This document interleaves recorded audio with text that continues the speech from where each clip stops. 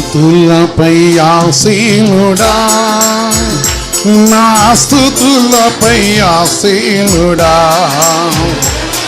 నాలోచన కర్తగా, నాంతరంగా జ్ఞానోపకారా,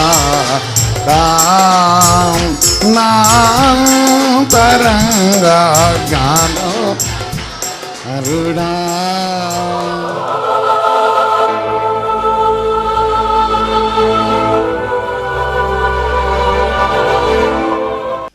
ఈ ఉదయకాలంలో తన పరిశుద్ధ నామమున మన కలుసుకోవడం కొరకు సూర్యోదయం ముందుగా సర్వోన్నతమైన దేవుని కలుసుకునే మహాకృపని దేవుడు మనకి ఇచ్చినందుకు మొట్టమొదటి కృతజ్ఞతలు చెల్లిస్తూ, అదేవిధంగా దేవుని యొక్క మాట గొప్పది. క్రీస్తు యేసు ఈ లోకంలోకి వచ్చింది ప్రతి మనిషిని తన నామంలో వెలిగించాలని, ఆయన మాట కొరకు కనిపెట్టుకున్న వారి బిడ్డలు తన కటాక్షం ఉంచాలని లోకమంతరికి తన కృపను చూపిస్తున్నాడు. లోకమంతని దేవుడు కనికరిస్తూ వస్తున్నాడు. కానీ తన యందు విశ్వాసం ఉంచిన వారి విషయమై దేవుడు ప్రత్యేకంగా యేసుప్రభు ఎందుకు వచ్చాడు, ఆయన ఆయా విషయాలు బట్టి వివరిస్తూ వస్తున్నవాడు. ఈ సమయము దేవుని వాక్యం చదువుతుంది. యోహాను సువార్త 12వ అధ్యాయము 46వ వచనం చూస్తున్నప్పుడు దేవుని వాక్యం చదువుతుంది. నా యందు విశ్వాసం ఉంచువారు ప్రతివాడు చీకట్లో నిలిచి ఉండకున్నట్లు నేను ఈ లోకమునకు వెలుగుగా వచ్చి ఉన్నాను. యేసు ప్రభు మనిషిని చీకటి నుంచి తప్పించుట కొరకు యోహాను సువార్త 12వ అధ్యాయంలో చూస్తే 46లో కూడా ఈ మాట చెప్తున్నాడు. నన్ను చూచువాడు నన్ను పంపిన అని చూస్తున్నాడు. పరిశుద్ధాత్మ దేవుని యొక్క నామంలో 2 విషయాలు మనం చూస్తున్నాం. ముఖ్యంగా ప్రభు మాటను బట్టి, ప్రభు ఆజ్ఞను బట్టి నిత్య జీవము లేక వాడు చీకట్లో నడవక క్రీస్తు యేసును చూసి వారు ఎవరైతే ఉన్నారో వారు దేవుని చూచెదరు. క్రీస్తు యేసునందు విశ్వాసం ఉంచువారు వారు నిత్య జీవం గలవారు. యేసు ప్రభు యందు విశ్వాసం ఉంచు ప్రతి వారిని కూడా, విశ్వాసం ఉంచు ప్రతి వాడును చీకటి నడవక తన పరిశుద్ధ నానుబడి చీకటి నిలిచి వండుకున్నట్లు నేను ఈ లోకమునకు వెలుగు వచ్చి తినని చాలా చక్కగా దేవుని వాక్యం చేస్తుంది.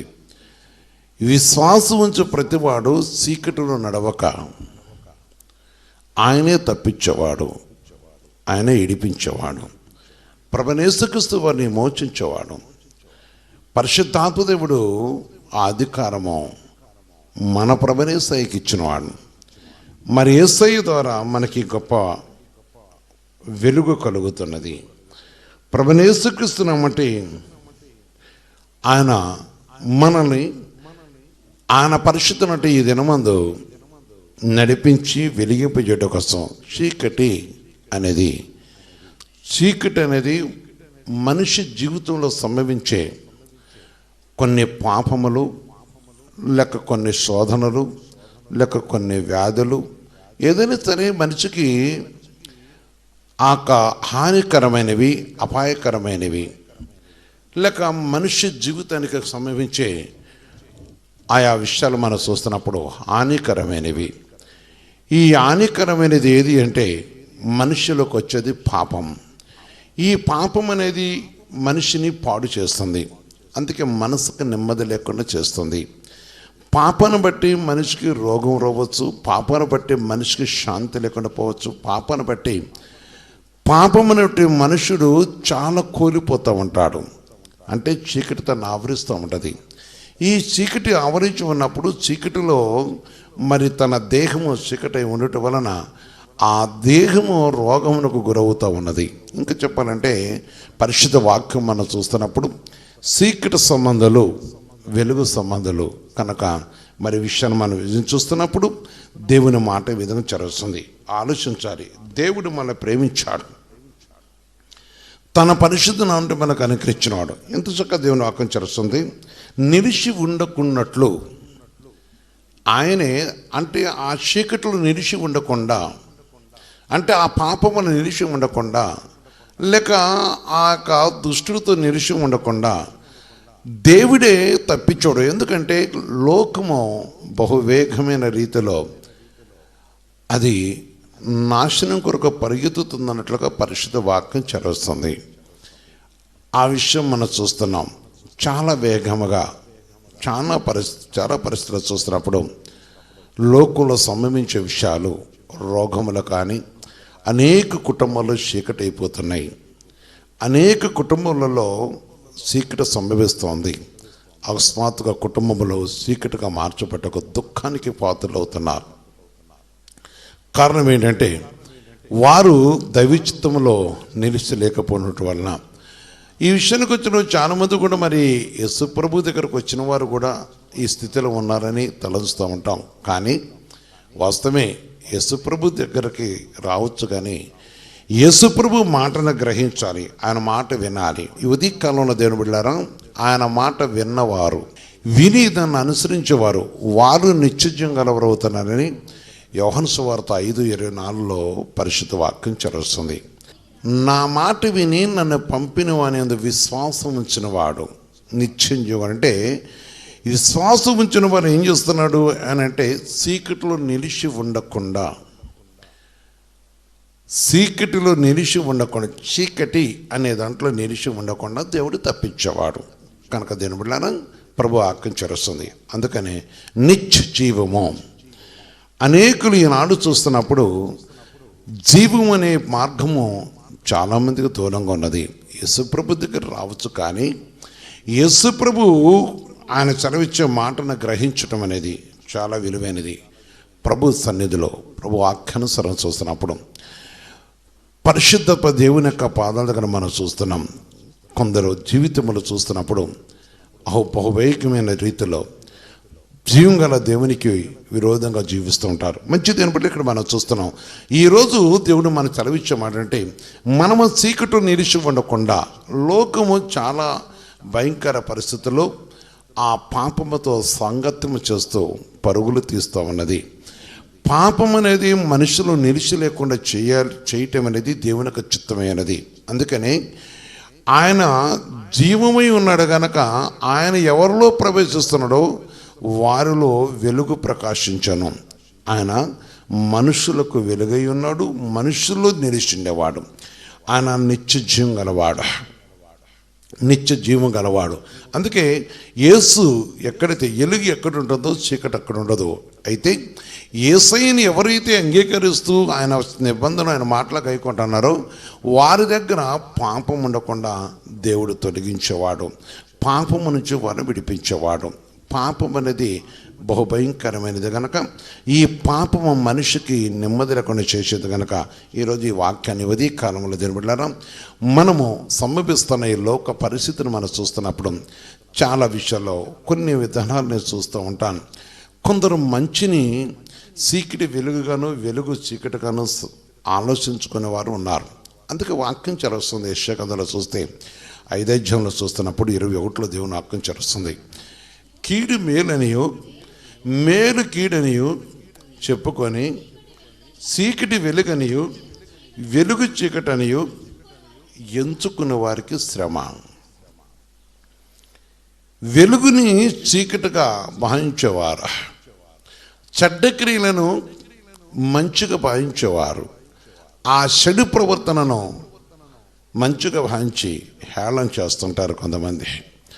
కొందరు కొన్ని విషయాలలో చూస్తున్నప్పుడు ఆయా పరిస్థితిని బట్టి ఈ పని మేము చెయ్యం, మాకు అవసరం లేదు, మేము దేవునితో ఉన్నామంటే ఆ పని చేసి బహుగా ధనము సంపాదించేవారు. కానీ కొన్ని విషయాలు చూసినప్పుడు ఈ ఎదుటి వారిని చూసినప్పుడు కొద్దిగా వారు హేళనగా లేక అవమానంగా చూస్తూ ఉంటారు, వారు అవమానపరుస్తూ ఉంటారు. కానీ పరిశుద్ధ ఆత్మదేవుడు జరిగిస్తున్నవాడు దేవుడితో ఎవరైతే ఉన్నారో వారు చీకటి వెలుగని, వెలుగు చీకటిని ఆలోచించేవారు, కీడు మేలుని, మేలు కీడుని తలంచుకునేవారు. కానీ మన వారం కాదు. వారికి ఒక దినం శ్రమ తప్పదు. లోకములో అనేకులు అదే బాటలో నడుస్తూ ఉన్నారు, లేక అదే ఆలోచనతో ఉన్నారు. ప్రేమ బిడ్డారా, మనం యేసుని కలిగి ఉంటే చీకటి మనలో నిలిచిమనేయడం, ఆయన పరిశుద్ధ నుండి చీకటి నుంచి మనల్ని ఇడిపించేవాడని. అందుకే నిత్య జీవము, ఈ నిత్య జీవం పొందటం అనేది ప్రభు యొక్క మహాకృప. ప్రభు నామను బట్టి దేవుని బిడ్డలారా, నిత్య జీవం గలవారికి దేవుడు సెలవిస్తే ప్రతి మాట చూస్తున్నప్పుడు దేవుని యొక్క పరిశుద్ధ వాక్యంలో యోహాను సువార్తలో చూస్తూ ఒక మాట చెప్తున్నాడు. 8:12 చూస్తూ కూడా పరిశుద్ధత్వ దేవుడు సెలవిస్తున్నాక ఒక గొప్ప మాట మనం వింటున్నాం. ప్రేమ బిడ్డలారా, మరలా యేసు, నేను లోకమునకు వెలుగును, నన్ను వెంబడించువాడు అనగా పాపమును నడవక జీవపు వెలుగు కలిగి ఉండునని. జీవపు వెలుగు, ఎందుకంటే వాడు నిత్య జీవం ఇచ్చిన వాడు. జీవపు వెలుగు, మరణములేని వెలుగు, మరణములేని జీవితము, పవిత్రమైన జీవితము, పరిశుద్ధమైన జీవితము, మరణము లేనిది దేవుడు మనకు అనుగ్రహించేవాడు. అందుకొరకే ప్రభు పరిశుద్ధమైన కన్నాను బట్టి ఈ ఉదయ కాలంలో దేవుడు మనతో మాట్లాడుతున్న మాటను బట్టి తినిపిట్లారా, పరిశుద్ధం బట్టి నన్ను నెమ్మడించేవాడు ఎవరైతే నెమ్మరిస్తున్నారో, ఎవరైతే తన మాటకు లోపడుతున్నారో, ఎవరైతే తన పరిశుద్ధమైన మాట మీద లక్ష్యం ఇస్తున్నారో, ఎవరైతే పరిశుద్ధత్వ దేవునితో కలుషటకు ఇష్టపడుతున్నారో, వారి గురించి దేవుడు చదివిస్తున్నవాడు. ఆయన పరిశుద్ధ నానుబడి చదివిస్తున్నవాడు. చీకటిలో నడవక ప్రభు యొక్క మాటకు లోబడి పరిశుద్ధాత్మ దేవుని యొక్క మాట యందు లక్ష్యం ఉంచి, ఈ జీవం గల దేవుని యొక్క మాట యందు విశ్వాసం ఉంచి సజీవమైన దేవునితో కలిసి ఉండేవారు. ఆయన పరిశుద్ధ నామంలో ఆయన వెంబడించే ప్రతి వారు కూడా చీకటిలో నడవక. రోమీయులకు రాసిన పత్రిక 13వ అధ్యాయంలో మనం చూస్తున్నప్పుడు 12వ వచనం దేవుని ఆజ్ఞ వస్తుంది. రాత్రి చాలా గడిచి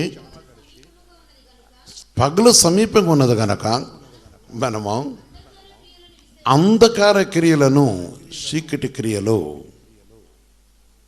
మనము అంధకార క్రియలను విసర్జించి తేజో సంబంధమైన విద్యోపకర్మలు, ఆమేన్, తేజో సంబంధమైన విద్యోపకర్మలు ధరించుకుందాము. ప్రభు పరిశుద్ధ నామమును బట్టి దేవునికి అనుకూలమైనవి, పరిశుద్ధాత్మ దేవుని నామను గణపరిచేవి, ఈ సర్వోన్నతమైన దేవుని నామను గణపరచ కోసం తేజో సంబంధమైన విద్యోపకరణముల. ప్రియ సహోదరి సోదర, ఆయన పరిశుద్ధుడు, ఆయన సర్వోన్నతమైన దేవుడు,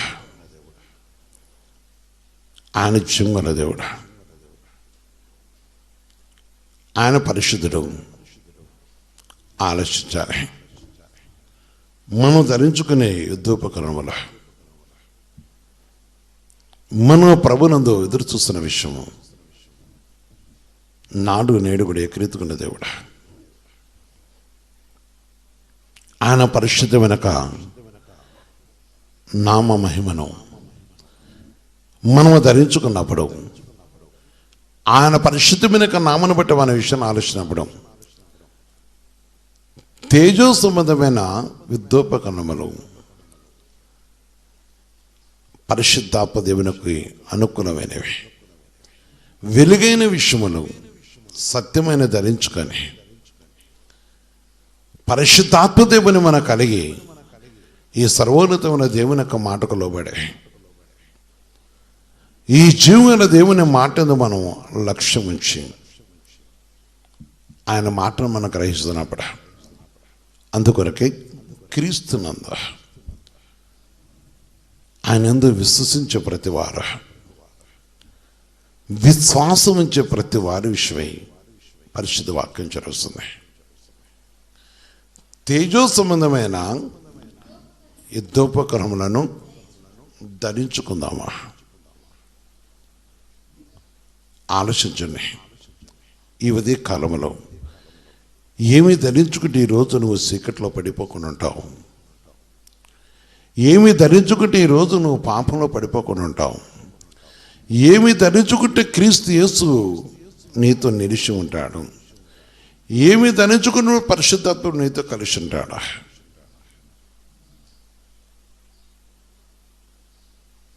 తన మాటపై ఆధారపడుతున్నప్పుడు, తన పరిశుద్ధమైన మాట మీద లక్ష్యం ఉంచినప్పుడు, జీవం గల దేవుని యొక్క మాటను మనం విశ్వసిస్తున్నప్పుడు, వెలుగు నిజంగా తన పరిశుద్ధమైన యొక్క వెలుగు కాంతి,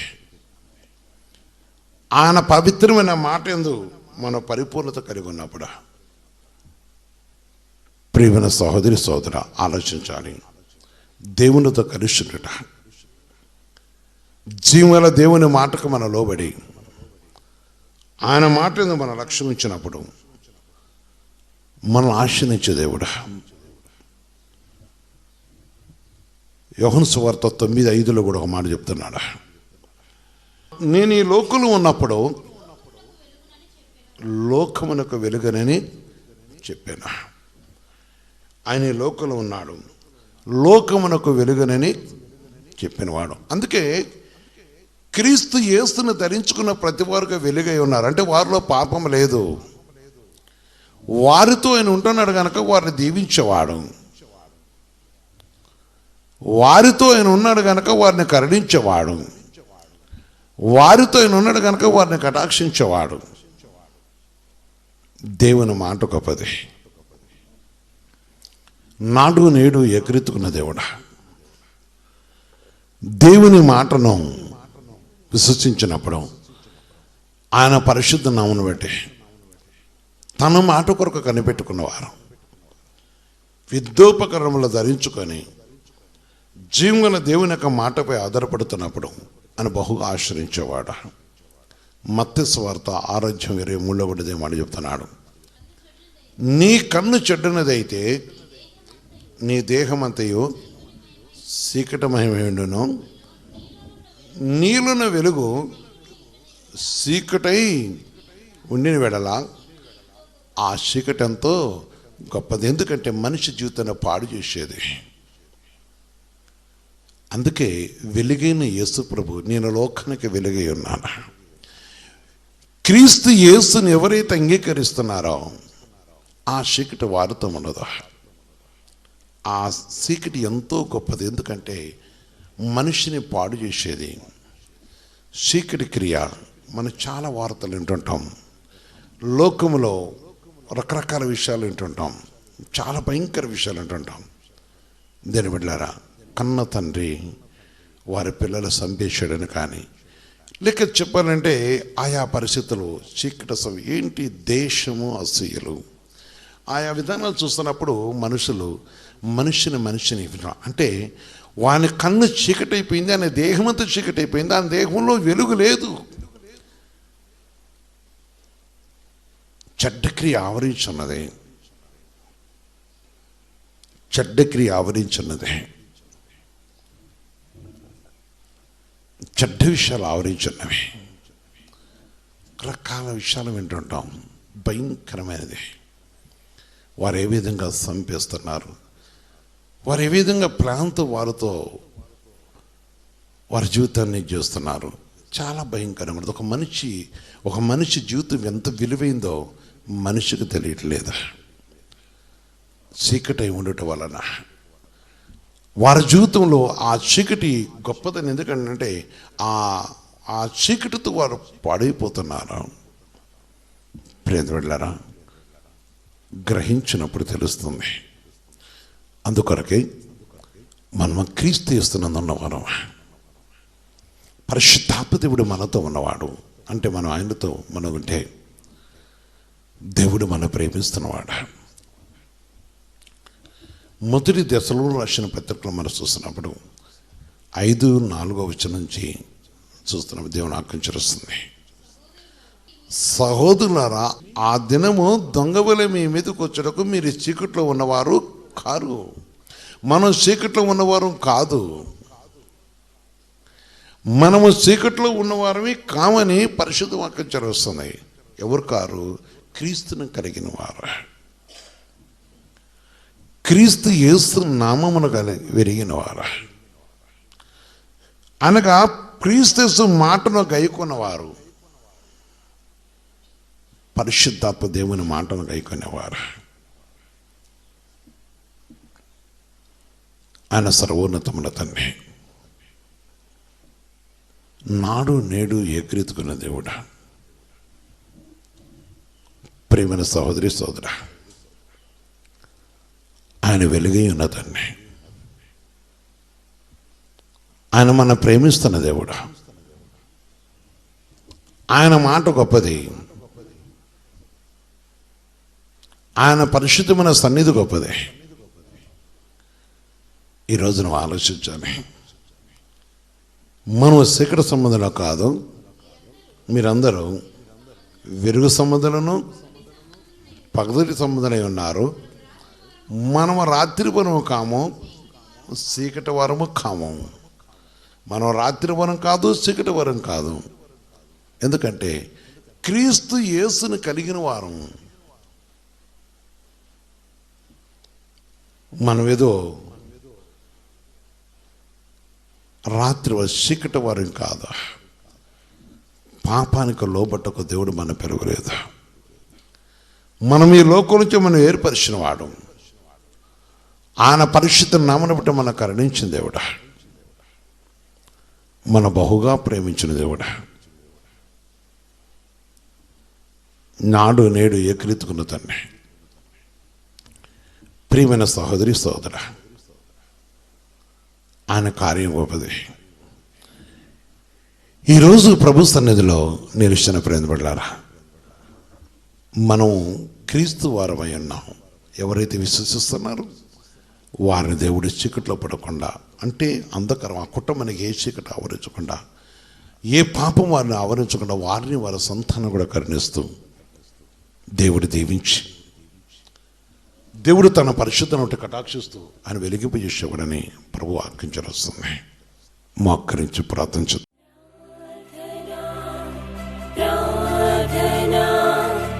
ఆదరించు యేసయ్యకు ప్రార్థన.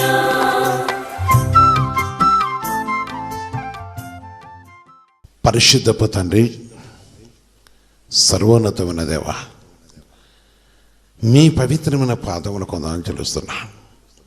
మీరు పరిశుద్ధులు. ఈ ఉదయ కాలంలో ప్రభు తండ్రి, మేము చీకటి వరం కాదని, మీరు ఈ లోకానికి వెలుగై ఉన్నారని, వెలుగైన ప్రతి వారిలో ప్రభు మీరు నివసించేవారని, వారిని ప్రభు ఏ దుస్థితికి నీకు దాసులు కాకుండా కాపాడి కనికరించే దేవుడు అని, మీరు ఆశ్రయించే దేవుడు అని చదివిస్తున్న తండ్రి, మీ కటాక్షం దయచేయండి. నీ కృపగల సన్నిధిని దయచేయండి. నీ సన్నిధి కాంతిని దయచేయండి. సర్వోన్నతమైన దేవాన్ని పాదాలు కొందరు చదువుస్తున్నాం. ఈ సన్నిధి వాక్యమైన బిడ్డలను జ్ఞాపకం చేసుకోండి. ఈ దినం కావాల్సిన దీవెన ఆశలో దయచేయండి. ఎవరే పాపంలో పడిపోకుండా, ఎవరి అంధకార క్రియలు పడిపోకుండా, ఎవరే వ్యాధికి గురి కాకుండా, ఎవరే అంధకార ఏక విధమైన దుష్టికి గురి కాకుండా నీ కృప దయచేయండి. ఈ దినం వారు రాకపోకలను తోడేవటం, వారు చేస్తున్న పనులు ఏ చీకటి సంబంధించుకుంటూ సహాయం చేతండి. స్టడీ పరం కానీ, ఆయా ఉద్యోగ పరం కానీ, వ్యాపార పరం కానీ, వారు చేస్తున్న ప్రగతుల కాంట్రాక్ట్ పరీక్షలు కానీ, ఇంకా దగ్గర వ్యవసాయ పరీక్షలు కూడా మీరు తోడే ఉంటూ, ముఖ్యంగా ప్రగతండి ఏ స్థలంలో కూడా ఎవరు కూడా ప్రభా ఆ చీకటి సంబంధాలు కాకుండా సహాయం చేసి మీరు ఎత్తుపెట్టుకుని బలపరిష్కరణిస్తూ ప్రతి విషయంలో ప్రభా నీ నామక మహిమగా ప్రతి వారిని మీరు బలపరుస్తూ స్థిరపరుస్తూ ఈ దిన దీవులతో నింపి మీరు ఆశ్రయించి నడిపించమని, ప్రతి రాకపోకలతోనే ఉంటూ మీరు కటాక్షించమని యేసుక్రీస్తు పరిశుద్ధ నామమున ప్రార్థించి వేడుకొస్తున్నాం తండ్రి. ఆమేన్, ఆమేన్, ఆమేన్.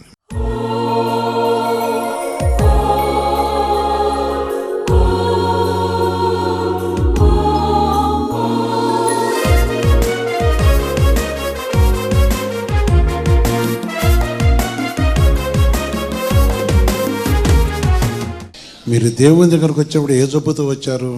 భయంకరమైన స్థితి, భయంకరమైన భయము. ఇక రేపు ఎల్లుండు చనిపోతున్నానని పిల్లల ముఖం చూడటం, చెట్లు పట్టుకొని తిరగటం, ఆ చెట్టు మీద ఈ చెట్టు మీద చేసి ఎవరైనా మాట్లాడేది మనకి వస్తుండదు. ఎవరు మాట్లాడుతున్నాం అన్నది ఆలోచన ఉండదు. సరే మనకి ఏమైనా అనుకుంటున్నామని నేను మాట్లాడటం వాళ్ళదేం తప్ప ఉత్తదే నేను మాట్లాడేది నాకు తెలియదు, వాళ్ళేది అనేది నాకు తెలియదు. కోమల్లో ఉన్నట్టే బ్రతికుండి కూడా. ఇక పండుకుంటే ఇక కళ్ళు అంతా ఆకలి ఉండదు, ఏది ఉండదు. కమ్సకం మా ఇంటి వారికి తెలవకుంటేనే 50,000 రూపాయలు ఖర్చు చేసుకున్నా ఒక నెలలనే. నేను ఎందుకు ఆ విషయం అడిగానంటే దేవునికి మహిమ కలగాలి. ఎవరు కలగాలి? దేవుని మహిమ కలగాలి. ఈ విషయం చాలామంది తెలియాలి. కానీ వారు శక్తులతో పీడిపబడుతూ చెట్లతో మాట్లాడి పుట్లతో మాట్లాడి దిక్కులేని స్థితిలో చనిపోతాను అనే పరిస్థితిలో మరి తన భార్య వేడుస్తూ తన పరిస్థితి తన అక్కగారి తీసుకొచ్చినారు. ఏ నుంచి కూడా పారిపోవడానికి ప్రయత్నం చేశాడు. పరిశుద్ధాత్మ దేవుడు ఆ దినమున ఆయన్ని విడిపించాడు.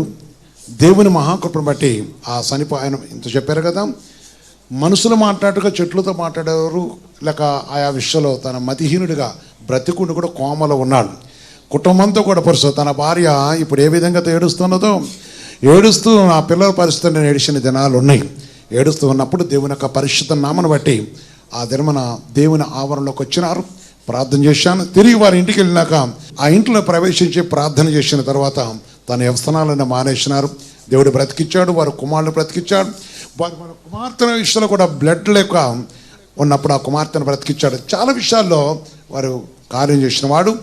రాత్రి ఫోన్ చేసి 11 గంటలుగా 12:30 కూడా మాట్లాడాం. ఆమె చాలా పెద్దగా ఏడుస్తుంది. నా కొడుకు అని ఆమె ఏడుస్తూ ఉన్నది. తను ఏడుస్తున్న విషయం మీరు చూస్తున్నారు. తన కన్నీరు చూస్తున్నారు. మరి ఆయన గారు కూడా పరిస్థితి అని చాలా నిరాశతో ఉన్నారు. నేను ఈ రాత్రి ప్రార్థన చేస్తాను, మీరేం భయపడబోకుండా అని చెప్పాం. ఆ రాత్రి నేను 12:30 కూడా నాకు ఫోన్ చేశాను. ప్రార్థన చేశాం. తెల్లారి మళ్ళీ ఫోన్ చేసినప్పుడు ప్రార్థన చేసాం. చాలా మంచిది, ఏం కాదు మీరు భయపడవద్దు అన్నాం. 11 గంటల తర్వాత వారి కొడుకు ఫోన్ చేశాడు. వీరు చేశారు, అయ్యా ఇది పరిస్థితి, అక్కడ అయినా జైలు పంపిస్తానంటున్నారు. మరి నేను స్టేషన్కి అడిగిపోతున్నాను. వాళ్ళు ఉన్నారు చెప్పాం, కానీ వాళ్ళు ఎవరిని కూడా వాళ్ళు కేర్ చేయరు. మీరు ఒక ప్రార్థన చేస్తే దేవుడి కార్యం చేస్తారని నేను నమ్ముతున్నాయా. నా జీవితంలో జరిగిన విషయాలుగా నేను వెంకటేశ్వర పెద్ద కొడుకు, ఎందుకంటే చచ్చిపోయాడు, బతికాడు, దురాత్మ శత్రువు ఇవ్వబడ్డాడు. మంచిదని ప్రేయర్ చేశాం. హాఫ్ అన్ అవర్ తర్వాత నా ఫోన్ చేసి, అయ్యా మీరు ప్రార్థన చేసిన తర్వాత వెంటనే దేవుడు కార్యం చేసిండు, హాఫ్ అన్ అవర్లో కార్యం చేసిండు అన్నాడు. యేసుక్రీస్తునకు మహిమ కలుగాక. ఇప్పుడు ఆ కార్యం ఎవరు చేసినారు? నేను ఒకటే అడిగాను, నీవెవరిని తీసుకొస్తావు, ఏం తీసుకొస్తావు, ఆ కుమారుడు బయటకు రావాలి, అంతేనా మీతో చెప్పింది? మీరు ప్రయత్నించారు కదా. కనుక ఇప్పుడు ఈ కార్యం ఎవరు చేసినారు? యేసయ్య చేశాడు. యేసుక్రీస్తు పరిశుద్ధంగా మహిమ కలుగాక. Okay, thank you.